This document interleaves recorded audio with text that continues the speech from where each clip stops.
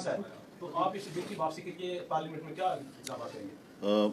मैं आपको ये बात आज बड़ी वजाहत के साथ कह देना चाहता हूँ कि जमीयत उलमा इस्लाम जो 2018 का एक्ट है उसको पूरी तरह अव्वल ता आखिर एक जामे तरमीमी बिल हमने तैयार कर दिया है और उलमाए कराम और आला तरीन इल्मी शख्सियात के मशवरे के साथ हमने उसको तैयार किया है। हमारे भी सुप्रीम कोर्ट लेवल के जो लॉयर्स हैं उन्होंने इसका मसवदा तैयार किया है और एक आध दिन के अंदर वो बाकायदा बाज़ाब्ता तौर पर सेनेट में पेश कर दिया जाएगा। ये जो हम कहते हैं कि जो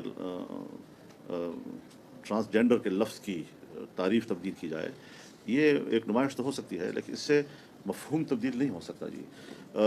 ट्रांसजेंडर कभी भी किसी भी अंग्रेज़ी लुग़त में ख्वाजा सरा को नहीं कहा जाता। ये लफ्ज़ कभी भी किसी खुनसा के लिए इस्तेमाल नहीं होता, उसके लिए इंटरसेक्स का लफ्ज़ इस्तेमाल होता है।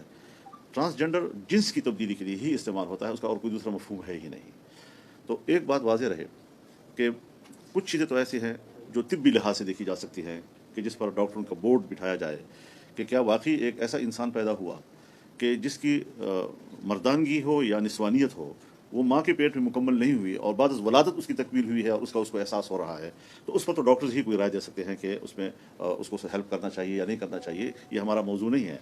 लेकिन मैं एक कुरान सुन्नत के तालिब इल्म की हैसियत से बात कहना चाहता हूँ कि मर्द पैदा करना या किसी को औरत पैदा करना यह तकवीनी अमल है और अल्लाह के तकवीनी उमूर पर सवाल नहीं उठाया जा सकता। किसी बंदे को, किसी इंसान को इसका हक़ हासिल नहीं है कि मुझे क्यों मर्द पैदा किया या मुझे क्यों औरत पैदा किया। तुम होते कौन हो? ये अल्लाह की मर्जी है। ये दुनिया सारी कायनात उसने पैदा की है। कल आप कहेंगे आसमान क्यों पैदा किया, सितारे क्यों पैदा किए। कल आप कहेंगे इस घर में मेरा जो गधा खड़ा है गधा क्यों पैदा किया, यहाँ ऊँट होना चाहिए या इसको ऊँट कहना चाहिए।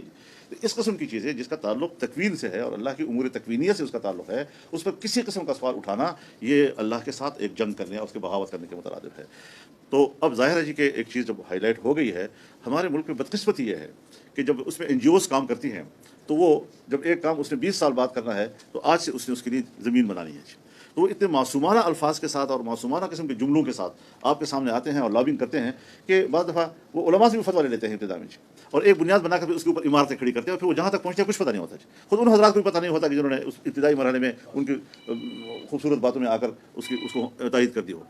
तो ये चीज़ें मुल्क पर चलती हैं और पार्लियामेंट में भी जो कुछ ख़वातीन होती हैं जो एक नज़रिए की होती हैं और उसका ताल्लुक पीछे से किसी एक NGO के साथ होता है और वो हर पार्टी में उसकी रुकनीत होती है, लेकिन उसका मिशन सबका एक होता है। वो अपनी पार्टी में लॉबिंग करती है और फिर उसके लिए भी हिकमत अमली बनाती हैं कि जिस दिन कोरम पूरा ना हो, छुट्टी का दिन आने वाला हो, अक्सर मेंबरान जा चुके हों, मजहबी लोग वहाँ मौजूद ना हों, तो कोशिश ये होती है कि उस माहौल में उसको निकाल लें और चुपके से खामोशी के साथ इस किस्म की चीज़ें आ जाएँ।